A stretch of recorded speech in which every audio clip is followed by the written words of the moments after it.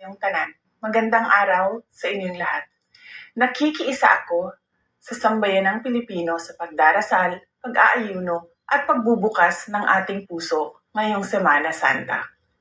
Ito ay mahalagang pagkakataon upang pagnilayan natin ang banal na pag-aalay ng buhay ni Jesus upang iligtas tayo sa ating mga kasalanan.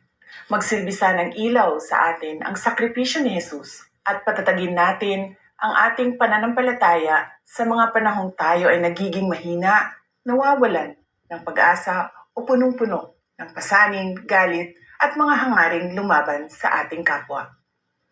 Habang dumaranas ang bayan ng matinding pagsubok at lalong lumalalim ang pagkawatak-watak, ang Kwaresma ay paanyaya para sa panahon ng paghilom, pagbabalik loob, at pagbabalik tanaw sa mga pinahalagahan nating mga Pilipino, malasakit, pananampalataya, at pagkakaisa. Tularan sana natin ang pagmamahal ni Jesus sa atin.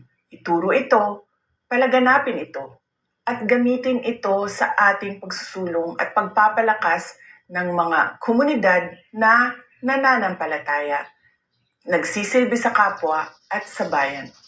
Manalig tayo, magkaisa tayo, malalampasan natin ang dilim. God save the Philippines. Ang lahat ng ginagawa natin ay para sa Diyos, sa bayan, at sa bawat pamilyang Pilipino. Syukran.